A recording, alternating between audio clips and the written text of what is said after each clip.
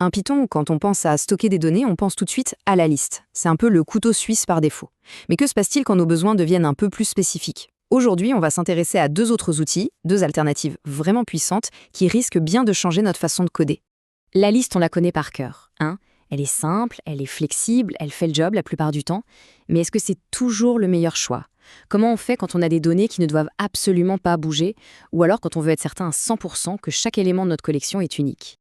Heureusement, Python a plus d'un tour dans son sac. Il nous propose des outils bien plus spécialisés pour ces cas précis. On va donc se concentrer sur deux d'entre eux, les tuples et les sets. Allez, on plonge dedans.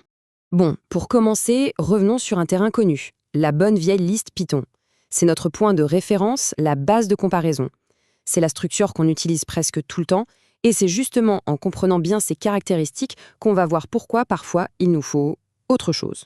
Alors, petit rappel rapide, une liste, ça s'écrit avec des crochets. Elle est ordonnée, ce qui veut dire que si on met un élément en première position, il y reste.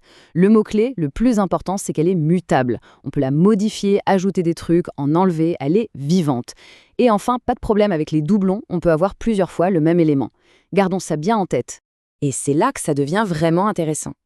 Imaginons qu'on stocke des données critiques, des choses qui ne sont pas censées être modifiées, par exemple des constantes physiques ou les jours de la semaine. Là, la flexibilité de la liste, elle devient un risque. Une simple erreur de code pourrait tout casser.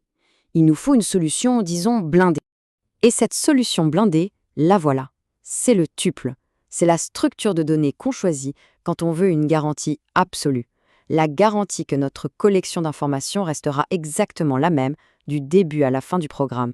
La définition est très simple en fait. Un tuple, c'est comme une liste, mais en version lecture seule. Il est ordonné, tout comme la liste, mais sa caractéristique fondamentale, c'est son immutabilité. Une fois qu'un tuple est créé, son contenu est, pour ainsi dire, gravé dans le marbre. On ne peut plus y toucher. Cette différence capitale, on la voit dès la syntaxe. Pour les listes, on utilise des crochets. Pour les tuples, ce sont des parenthèses. C'est un tout petit changement de caractère, mais qui change absolument tout dans le comportement de notre objet.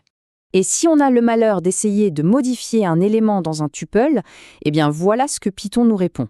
Il nous arrête net avec un message d'erreur très très clair. C'est la preuve irréfutable, un tuple, c'est non modifiable, point final. Alors, quel est l'intérêt concrètement? D'abord, la sécurité. C'est une assurance contre les modifications accidentelles, les nôtres ou celles des autres. Et puis, il y a un avantage moins évident mais bien réel, la performance. Comme sa taille et son contenu sont fixes, Python peut l'optimiser. Résultat, parcourir un tuple est souvent un peu plus rapide que de parcourir une liste. C'est toujours bon à prendre. Bon, ok, maintenant passons à un autre problème. Imaginons une situation où ce qui compte, c'est de n'avoir que des éléments uniques, pas un seul doublon. Et pour corser le tout, l'ordre dans lequel ces éléments sont stockés, on s'en fiche complètement. Dans ce cas-là, ni la liste, ni même le tuple ne sont vraiment adaptés. Et c'est là qu'entre en scène notre troisième champion, le set, qu'on appelle aussi ensemble en français. Le set, c'est l'outil parfait, taillé sur mesure pour gérer des collections d'éléments uniques de la manière la plus efficace qui soit. Un set fonctionne avec deux règles d'or, très simples. Règle numéro 1, il ne contient que des éléments uniques. Si on essaie de lui ajouter un élément qu'il possède déjà, il l'ignore, tout simplement. Règle numéro 2, il est non ordonné. Ça veut dire qu'il n'y a aucune garantie sur la séquence des éléments. Ils peuvent apparaître dans n'importe quel ordre. Regardons un exemple concret. En entrée, on donne à Python une série de chiffres et on voit qu'il y a le nombre 98 en double. Python crée le set et hop, en sortie, que voit-on? D'abord, le doublon du 98 a disparu. Il n'en reste qu'un. Et puis, regardez l'ordre. 98, 14, 63, 25, ça n'a plus rien à voir avec l'ordre de départ. C'est le set qui s'organise comme il veut pour être le plus efficace possible. Mais alors, pourquoi sacrifier cet ordre? La raison est purement technique et s'appelle le hachage. C'est un mécanisme interne qui permet aux sets d'être incroyablement rapides pour vérifier si un élément est présent ou pour en ajouter un nouveau. C'est un compromis en fait. On abandonne la notion d'ordre, mais en échange, on gagne une vitesse de recherche et d'insertion qui est juste phénoménale. Voilà, on a fait le tour de nos trois concurrents. Maintenant, il est temps de les mettre face à face pour la confrontation finale.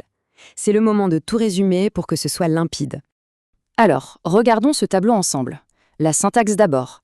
Crochet pour la liste, parenthèse pour le tuple, accolade pour le set. Facile.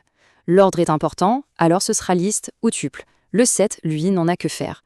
On a besoin de pouvoir modifier la collection, alors c'est la liste, sans hésiter. Le tuple, lui, est verrouillé. Et enfin les doublons, autorisés dans les listes et les tuples, mais totalement interdits dans les sets. C'est vraiment le pense-bête parfait.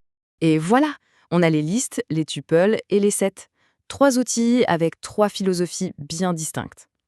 La prochaine fois qu'on se lancera dans un projet Python, la vraie question à se poser sera, pour cette tâche précise, quel est l'outil le plus juste, le plus adapté? Parce que choisir la bonne structure de données, ce n'est pas un détail. C'est la clé pour avoir un code plus propre, plus sûr et surtout bien plus performant.